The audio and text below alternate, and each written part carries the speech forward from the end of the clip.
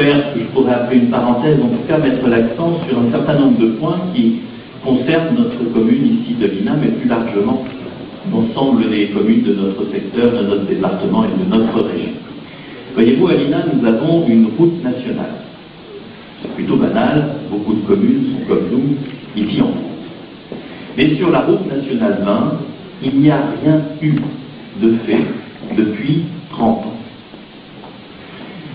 Dans les années 60, lorsque mon père est venu en Île-de-France, il est passé par la nationale 20, elle était exactement dans le même état qu'aujourd'hui. Et la seule réalisation que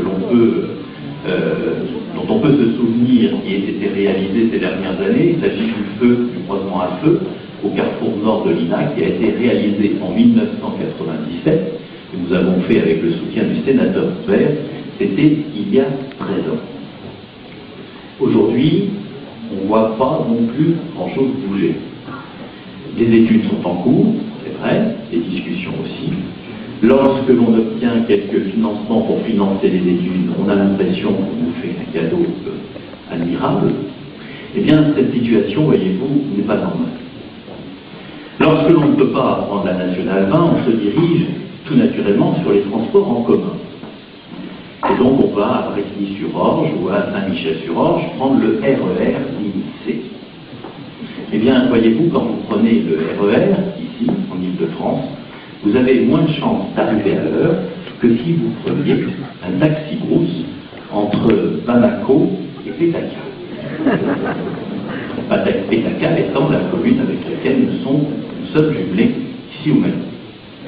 Il n'est pas normal que des étudiants qui habitent ici à Lina soient obligés de louer une chambre à Paris tout simplement parce que leurs conditions de transport sont mauvaises pour rentrer chez eux le soir.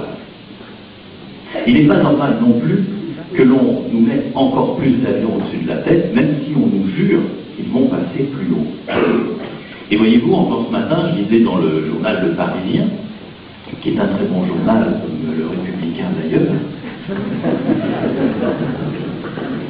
que 4 millions de Franciliens vivaient exposés à des taux critiques d'azote, enfin de sulfure d'azote, donc qui est une pollution particulièrement rare. Eh bien, ce n'est pas des carottes ou des pommes de terre bio qui vont compenser cela. D'ailleurs, elles sont hors de prix et réservées bien souvent aux élites. Notre Île-de-France regorge, c'est vrai, de beaucoup de choses admirables, d'atouts, de richesses, je l'ai dit tout à l'heure. Mais l'ensemble de cette richesse, de ces atouts, ne peuvent être véritablement intéressants pour nos populations qu'à partir du moment où ils sont valorisés. Or, malheureusement, on peut regretter que beaucoup des investissements qui sont réalisés dans notre région se passent souvent au même endroit. Alors voilà les vœux que j'exprime pour vous, pour votre commune, en cette nouvelle année 2011. Que cette année nous donne la force de faire bouger les lignes, que cette année nous permette de valoriser nos atouts et ceux de notre commune.